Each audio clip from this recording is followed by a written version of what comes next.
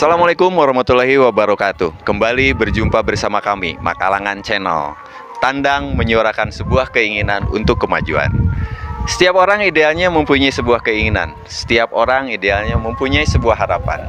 Namun terkadang harapan dan keinginan tersebut hanya menjadi bagian dari dirinya saja. Padahal kalau keinginan dan harapan tersebut disuarakan, tidak menutup kemungkinan bisa menjadi sebuah inspirasi, menjadi sebuah motivasi bagi yang lain. Atau tidak menutup kemungkinan keinginan ini bila disuarakan bisa mempercepat tercapainya keinginan tersebut. Begitupun kali ini Makalangan Channel akan berbincang dengan sesuatu yang menurut saya sangat luar biasa. Setelah kita kemarin berbincang dengan beberapa musisi, beberapa vokalis, sekarang kita kembali ke reality show. Realita, kenyataan, kehidupan. Kita akan berbincang dengan sebuah keluarga yang, mohon maaf secara ini disabilitas, keluarga menyandang cacat tunanetra. Mari kita menuju rumah beliau.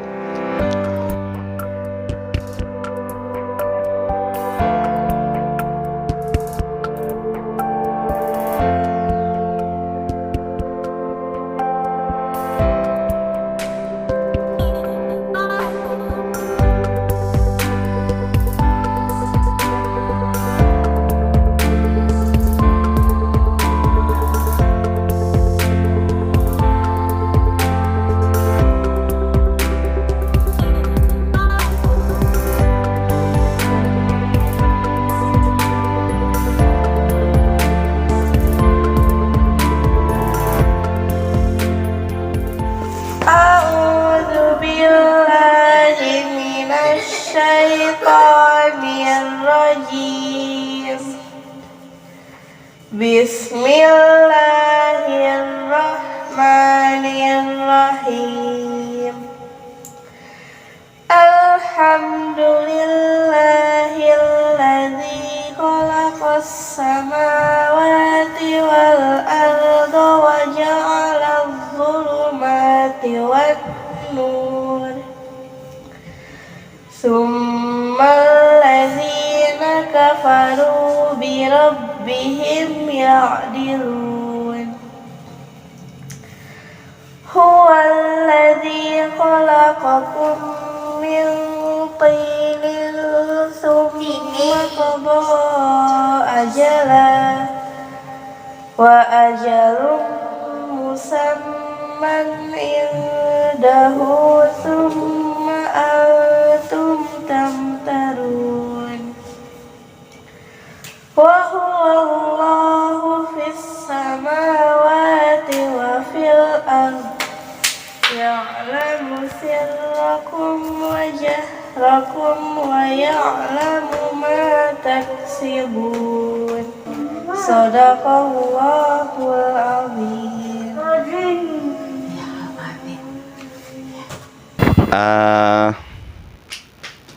Kali ini Makalangan Channel berbincang dengan siapa nih?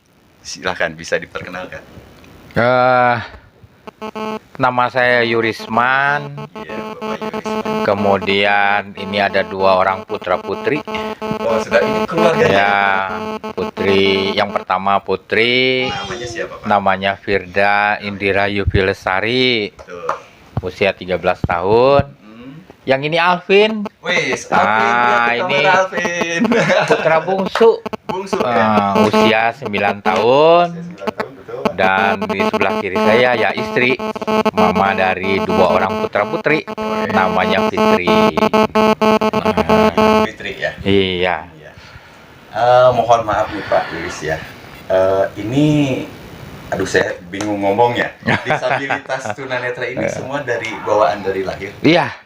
Alhamdulillah kami dari lahir semua. Ya. Nah, tapi tentu hikmahnya dengan ketunanetraan yang kami bawa sejak lahir, tentu kami tidak canggung dalam menjalani hidup kan.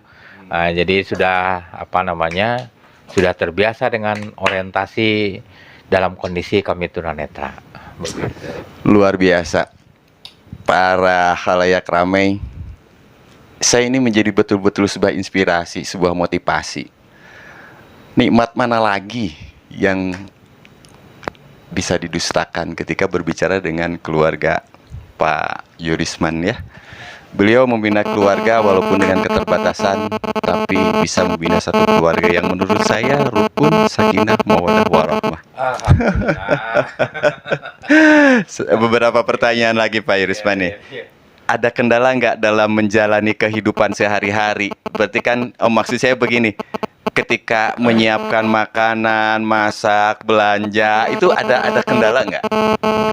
Setiap manusia yang hidup bohong kalau dia nggak punya kendala. Ya, pasti ada kendala. Cuman bagaimana cara meminimalisir kendala itu. Nah, begitu. Kaitannya dengan kehidupan keseharian. Ya, alhamdulillah. Tidak terbayang oleh saya sebelumnya ketika kami berempat yang semua tunanetra selalu bisa makan bersama. Hasil masakan dari istri kan, kan gitu.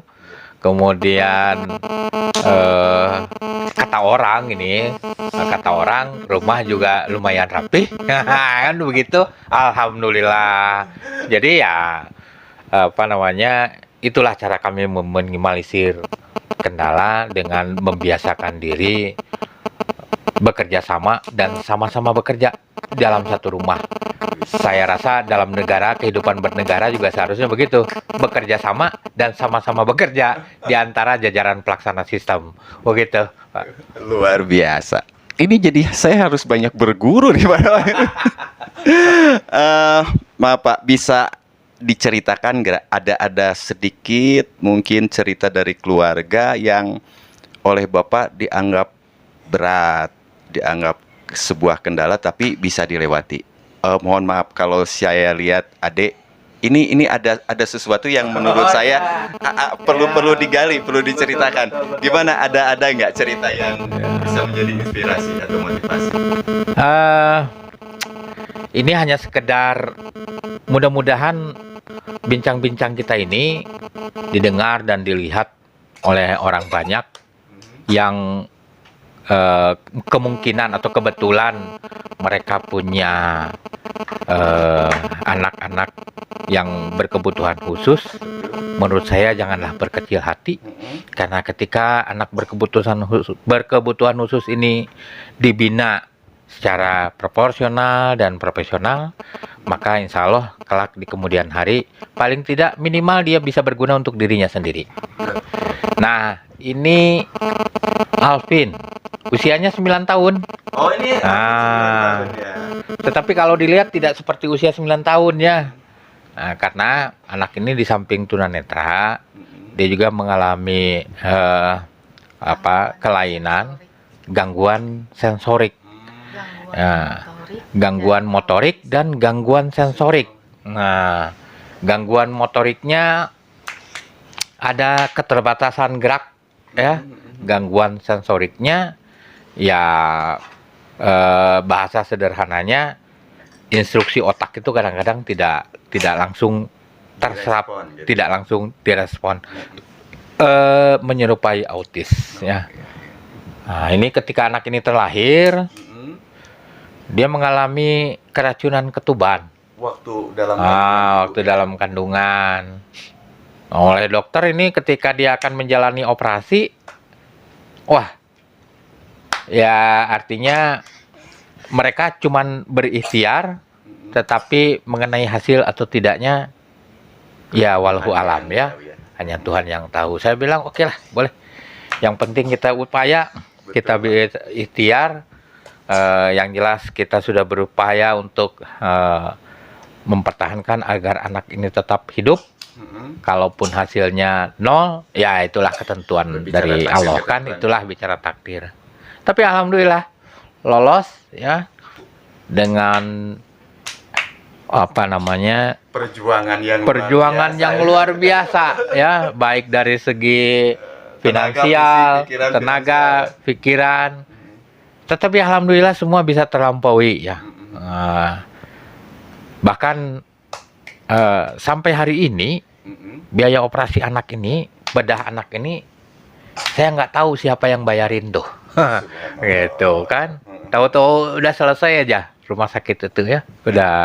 Udah lunas, kemudian biaya-biaya keseharian dan biaya DP itu ada apa namanya bantuan Ada dari hamba Allah yang teman-teman. Ya, membayarin begitu ada hamba Allah nyari 30 juta untuk Oh. ukuran saya, nggak tahu harus berapa tahun tuh dengan kondisi mijit yang apalagi sekarang COVID ya, bisa dapat sebulan 1 atau 2 aja udah alhamdulillah kan gitu. Tapi ketika saya berjuang untuk mempertahankan hidup anak ini, 30 juta hanya dalam 1 minggu. Alhamdulillah beres semuanya. Luar biasa ya, sangat-sangat luar biasa. Apa itu yang menurut saya terberat dalam hidup kami, yang kalau dilogikakan, aduh rasa-rasanya berat lah, mustahil kan gitu. Tapi ternyata semuanya selesai Alhamdulillah. dengan baik lah, ya lancar. Yang penting yang tadi ada niat, ada kemauan yang kuat ya untuk menyelamatkan keluarga.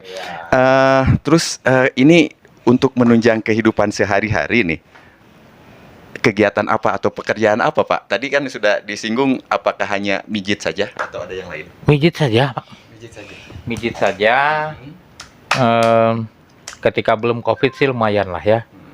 Tetapi karena COVID-19 ada aturan social distancing kan ya, jaga jarak. Ya mijit mana bisa jaga jarak kan begitu. Ya, Terkendala ya terkendala, terpengaruh. Awalnya, waduh, saya agak bagaimana nanti ini? Ya minimal untuk anak-anak begitulah ya.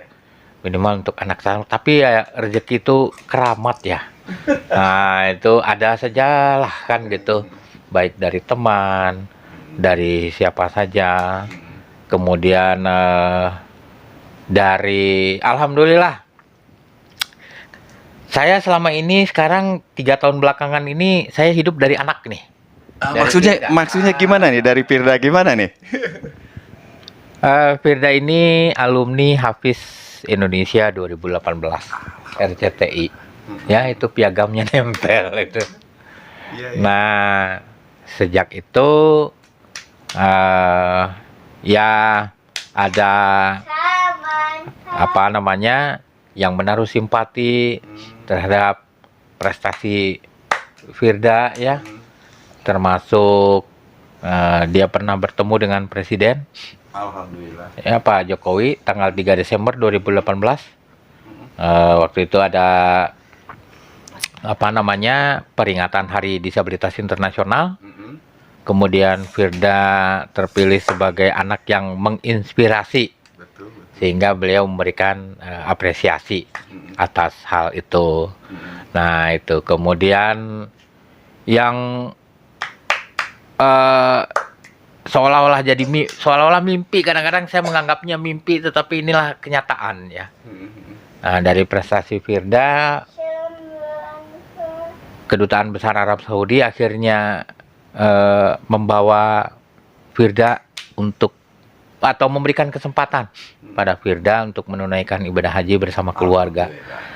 Termasuk anak kecil ini dibawa bersama bapak sekeluarga mungkin. Sekeluarga. Alhamdulillah. Ya, kalau dipikir-pikir tukang pijit naik haji berempat, Biayanya dari mana gitu ya? dari mana? Tapi ya itulah ketentuan Allah ya. Kami dapat menunaikan ibadah haji berempat. Bahkan anak ini spesial, dia tidur di pesawat dapat 2 bangku ya. Wah ini Ini VIP. VIP ya. Nah ini wah. Jadi ya itulah apa namanya. Di samping ada kondisi yang terberat, juga ada hikmahnya di mana kami mendapatkan sesuatu yang luar biasa. yang dilogikakan pun nggak nyampe sebenarnya gitu. Secara logika. Iya, inilah pemirsa salah satu keajaiban atau salah satu di luar nalar, di luar logika ketika berbicara tadi sebagai tukang pijat, tapi ternyata bisa menunaikan ibadah haji hanya karena kuasa Allah Subhanahu wa taala. Walaupun melalui syariat jalan Nafirda ya Iya. untuk ke sana. Ini Ade Firda sekolah atau gimana, Pak? Sekolah di MTS Al-Falah. MTS Al-Falah. Sekolah umum. Sekolah umum Ah. tadi ya. Iya. Iya. Nah, jadi aduh demi Allah mohon maaf, bukan untuk menyombongkan diri ya, bukan untuk takabur. Nauzubillah. Ini hanya untuk motivasi seperti yang saya sampaikan di awal tadi ketika yang menyaksikan bincang-bincang kita ini ada keluarga yang juga kebetulan punya anak berkebutuhan khusus, ya janganlah berkecil hati lah, dibina, karena ketika dia mendapat perhatian dan pengajaran secara profesional dan proporsional, minimal dia akan berguna bagi dirinya sendiri. Firda ini di sekolah umum kemarin semester 1 dia ranking 3 Pak. Begitu. Nah, di kalangan yang mana dia sendiri tunanetranya. Ini lumayan jadi motivasi untuk baik teman-teman senasibnya maupun untuk teman-teman seusianya, bahwa belajar itu tidak memandang dia cacat atau baik atau normal, enggak. Siapapun bisa belajar, siapapun bisa berprestasi. Ketika diberi kesempatan, siapapun bisa keluar sebagai pemenang. Yang penting kesempatan itu yang ada. Iya, luar biasa. Saya mau beralih dulu ke Ananda Firda nih ya, pertanyaannya. Ananda Firda selama mengikuti sekolah ada kendala enggak? Ada kendala baik dari perjalanan ke sekolah ataupun perhatian dari teman-teman begitu? Ada kendala nggak?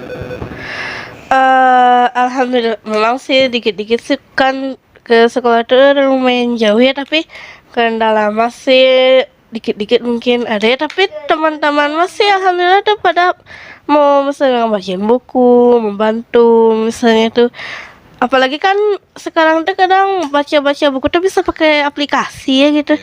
Jadi alhamdulillah sih terbantu gitu. Alhamdulillah. Ini saya merasa sangat menjadi sebuah inspirasi bagi diri saya pribadi. Ini ada sedikit informasi katanya Nafirda nih Pak, kembali ke Bapak, berapa juz atau membaca walaupun belajar dengan membaca Al-Quran Braille ya. Sekarang udah berapa ini yang sudah dihafal sama Firda? Sudah 27. Mohon doanya agar 3 juz lagi cepat selesai. Amin, kita doakan bersama untuk Nafirda ya. Sudah hafal 27. 27. Ya. Saya kira ini harus menjadi inspirasi dan harus menjadi motivasi bagi kita semua. Ketika berbicara anak kita dalam kondisi yang mohon maaf Pak, normal, ternyata pengetahuan kalah sama Nafirda. Dalam hal mendidik juga, saya terus terang Pak, saya berguru kepada Bapak. Saya belum bisa mencetak anak untuk bisa menjadi seorang hafiz. Yang notabene menurut keterangan ketika anaknya hafiz itu menjamin orang tuanya nanti kelak di akhirat. Bapak sudah mempunyai sesuatu tiket yang menyediakan Bapak di sana. Saya belum tentu Pak. Dan ketika berbicara seorang Nafirda dengan rasa percaya diri, dengan rasa tidak merasa bahwa beliau ada sesuatu kekurangan, bisa hafal 27. Sementara anak saya ngomong aja masih songong, masih berbicara sesuatu yang kurang pantas. Saya harus berguru kepada Pak Yurisman, dan saya juga termotivasi oleh Ananda Firda. Mudah-mudahan Allah memberikan sesuatu yang lebih dari apa yang telah diterima oleh Bapak sekeluarga di sini. Dan ini harus menjadi motivasi, harus menjadi inspirasi bagi semua yang notabene dikasih oleh Allah kesempurnaan, kenormalan. Jangan terlalu larut, kita kembali lagi Pak Yurisman. Pak, ada nggak upaya-upaya yang dilakukan untuk mensejahterakan keluarga Bapak melalui program atau perhatian dari pemerintah? Apa yang pernah ditempuh? Ya, jadi program pemerintah ini sebenarnya Biar nggak apa-apa. bagus. Program bantuan sosialnya lumayan, menurut saya komplit lah. Ada PKH, ada Kartu Indonesia Sehat, ada Kartu Indonesia Pintar, dan lain-lain. Dalam konteks ketika suasana pandemi ini masih melanda Indonesia, secara umum untuk profesi pijat ini terhimpit emang. Disitulah perlunya disabilitas secara umum, keberadaan KIS, KIP, dan PKH tadi. Ya bukan menginginkan sakit sih, tapi kan jaga-jaga perlu. Betul. Ya. Nah, kalau kita lihat regulasi di Indonesia ini, kalau secara regulasi peraturan perundang-undangan yang mengatur tentang kehidupan disabilitas itu sudah lebih dari cukup. Ada Undang-Undang Nomor 8 Tahun 2016 tentang penyandang disabilitas. Ada Undang-Undang Nomor 19 Tahun 2011 tentang kesetaraan dan kesempatan hak penyandang disabilitas. Dari peraturan-peraturannya juga banyak. Di Jawa Barat ada Perda Nomor 7 ya, tentang tentang disabilitas. Nah, di Kabupaten Bandung memang belum ada, tetapi kan bisa mengacu kepada undang-undang dan peraturan daerah Jawa Barat tadi. Betul. Kalau kita lihat satu peraturan saja, misalnya Permensos Nomor 1 2019, di mana dalam satu pasalnya bahwa yang berhak mendapat PKH itu penyandang disabilitas tanpa pengecualian. Betul. Nah, yang perlu saya pertanyakan kepada para pelaksana sistem, apakah karena memang peraturan ini yang belum optimal sosialisasinya sehingga belum bisa diimplementasikan, atau memang ketidakmengertian Pemahaman terhadap regulasi tersebut, Iya. sehingga kami salah satu diantaranya belum dapat itu, gitu. Sebentar, Pak, saya potong. Mudah-mudahan ini bisa menjadi perhatian semua pihak, ya. Ketika berbicara yang sebetulnya menurut regulasi berhak, tapi secara realita Bapak belum. Belum. Ini mari kita jadikan kajian, mari kita jadikan satu pemikiran. Ini ada apa yang menghalangi sehingga tidak mendapatkan bantuan. Sebentar Pak, jadi tagline Makalangan Channel itu adalah tandang menyuarakan sebuah keinginan untuk kemajuan. Hari ini saya ingin Bapak mengutarakan apa yang menjadi keinginan, apa yang menjadi harapan, dan tidak berbicara bagi Bapak sekeluarga, tapi mewakili beberapa disabilitas yang ada di luar sana. Apa yang diinginkan dan yang diharapkan oleh Bapak? Suara saya belum tentu jadi presentasi disabilitas secara keseluruhan. Tapi paling tidak yang saya suarakan adalah realita dari kehidupan penyandang disabilitas secara umum. Saya ambil contoh penyandang autis. Kalau saya boleh memilih, kalau semua orang boleh memilih, bahwa ketika orang tua atau pasangan orang tua ini ditakdirkan Allah mendapat seorang anak yang dia adalah penyandang autis, pengennya sih dia kaya. Betul, Pak. Karena perawatan autis ini berbeda dari yang lain. Kesatu, dia perlu dekat dengan psikolog ya, konsultasi segala macam. Kedua, dia harus mengenal lingkungan lain selain lingkungan rumahnya sendiri. Ketiga, dia harus dibawa bermain. Kalau nggak dibawa bermain, dia nggak akan bisa berubah, sulit. Ya, jadi mendidik anak autis ini, di samping ada beberapa hal yang terkait dengan pantangan yang harus dia konsumsi, orang tua juga harus bisa mensosialisasi, memperkenalkan anak ini dengan lingkungan luar selain rumahnya. Iya. Bagaimana dengan orang miskin misalnya, yang jangankan untuk bawa bermain, untuk makan aja susah kan Apalagi gitu. ke dokter psikolog, Apalagi ya. ke psikolog kan gitu. Nah, satu itu. Tapi keinginan kami sih nggak muluk-muluk. Keinginan kami adalah keinginan semua orang. Keinginan kami adalah keinginan yang paling hakiki. Anak kami ingin sekolah. Nah, harapan saya mudah-mudahan ini dilihat atau didengar oleh para pemangku kepentingan bahwa anak bungsu saya ini sekolahnya cuman seminggu 2 kali. Itu pun kalau ada ongkos, Pak. Karena transportasinya 25.000 sehari. Satu orang, belum Nafirda. Enggak, Oh. untuk ini saja. Oh, iya. Kalau untuk Firda sudah aman, insya Allah, Iya. ya. Karena ada ya beberapa simpatisan yang dia memberikan beasiswa. Nah, untuk Alvin ini antara 25 sampai 30.000 sehari itu baru ongkosnya saja. Seharusnya dia tiap hari sekolah.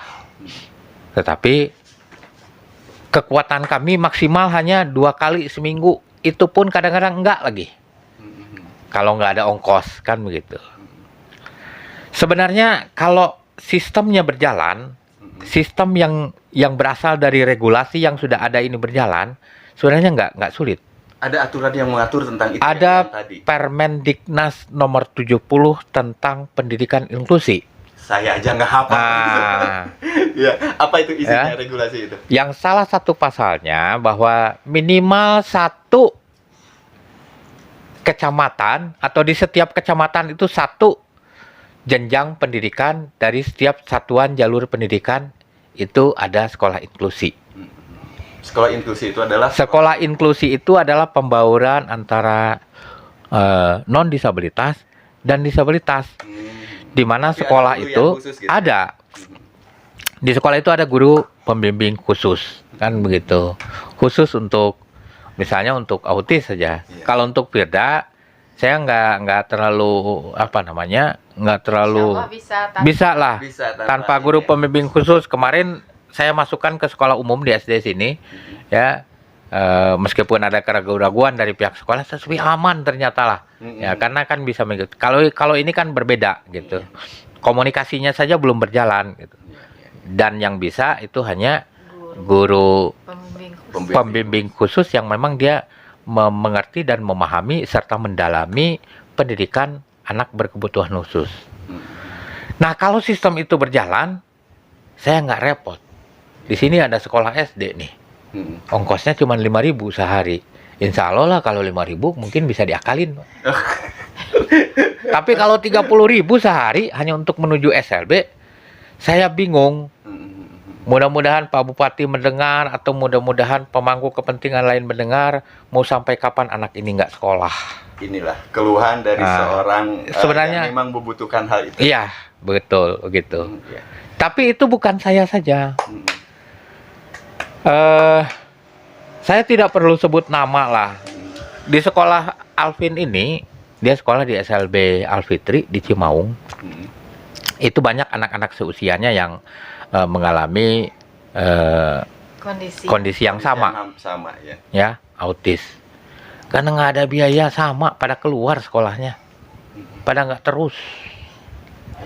Karena ongkos tadi.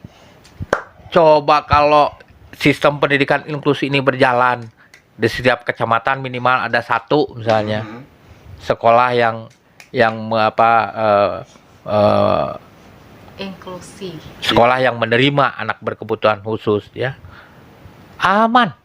Iya. Mereka berhak untuk mendapatkan Ya, pendidikan yang mereka sama. berhak untuk mendapat pendidikan yang sama, tentu secara fair, ya, secara fair artinya kesetaraan dan kesamaan disesuaikan dengan kemampuan tentunya, kan begitu. Betul. Nah, gitu. Jadi kalau saja di setiap sekolah ini diberdayakan guru pembimbing khusus, Yang dari PL. ya, dari PLB, anak ini bisa sekolah tiap hari. Nggak muluk-muluk keinginan kami mah. Iya. Dan itu keinginan semua keluarga yang mempunyai anak yang sama. Iya. Gitu. Terima kasih Pak. Mudah-mudahan yang tadi para pemangku kebijakan, para penyelenggara pendidikan terutama bisa memperhatikan apa yang menjadi keinginan dari Pak Yulisman. Amin. Tadi disampaikan. Maaf nih Pak, saya mau ke Nafirda lagi. Nafirda, bisa dilantunkan beberapa ayat yang pendek saja. Mudah-mudahan ini bisa mau pakai Al-Quran Braille. Baca aja. Baca aja. Mudah-mudahan bisa mendatangkan rahmat dan barokah bagi kita semua, Amin. terutama bagi saya nih, bagi kami Makalangan Channel. Mudah-mudahan mendapatkan barokah dari ayat yang disampaikan Nafirda. Silakan. A'udzu billahi minasy syaithanir rajim. Bismillahirrahmanirrahim. Tabarakalladzi biyadihil mulku wa huwa ala kulli syai'in qadir. Alladzi khalaqal mauta wal hayata liyabluwakum ayyukum ahsanu amala wa huwal azizul ghafur. Alladzi khalaqa sab'a samawatin tibaqa ma tara fi khalqir rahmani min tafawut farji'il basara hal tara min futur thumma rji'il basara karrataini yanqalib ilaika basaru khasi'an wa huwa hasir. Sadaqallahul azim. Sadaqallahul azim. Alhamdulillahirabbil alamin. Baru kali ini saya dari sekian rentetan perjalanan untuk mengadakan bincang, mengadakan wawancara, ini yang paling menyentuh nurani terdalam dari saya. Saya banyak berguru, saya banyak termotivasi oleh keluarga ini dari prestasi anaknya yang perempuan, dari mohon maaf penderitaan yang dialami oleh adik, dengan segala keterbatasan ibu dan bapaknya, tapi masih bisa bertahan untuk hidup, bahkan mencetak anak yang berprestasi, mencetak anak yang hafiz 27 juz Al-Quran. Bu, Pak, Nafirda, mari kita kepalkan tangan kepada pemirsa, berikan dorongan, semangat agar kita ini bisa menjadi inspirasi, bisa menjadi motivasi bagi halayak ramai yang ada di luar sana. Kita tunjukkan semangat, Pak, kepalkan tangan yang kuat, tangan kanan, Nafirda, angkat. Tunjukkan semangat, bilang 1 kali, yuk, 1, 2, 3, semangat. Semangat. Ya, itulah perbincangan kami dengan keluarga Pak Yurisman dengan tagline tandang menyuarakan sebuah keinginan untuk kemajuan. Assalamualaikum warahmatullahi wabarakatuh. Terima kasih Pak. Sama-sama. Nafirda, terima kasih atas waktu yang Bu. Terima kasih ya atas waktu yang diluangkan. Ini juga. Bismillahirrahmanirrahim.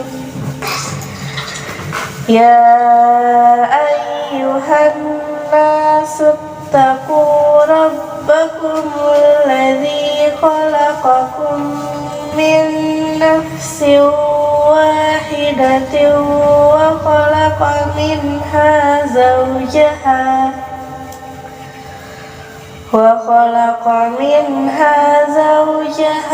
wa bassa minhuma rijalan katsiran wa nisaa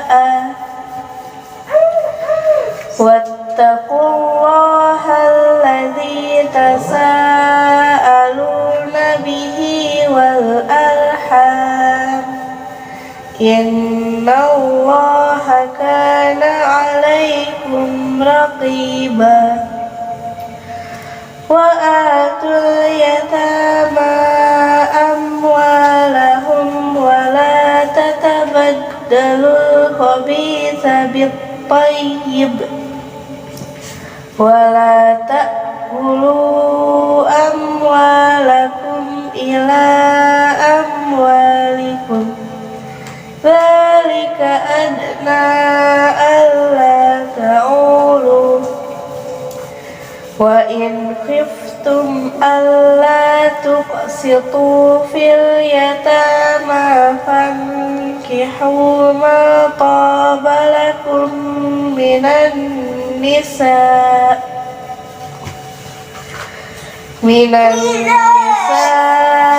masna wa thulatha wa ruba'. Fa in khiftum alla ta'dilu fawahidatan aw ma malakat aymanikum innahu kana huban kabira. Shadaqallahul azim.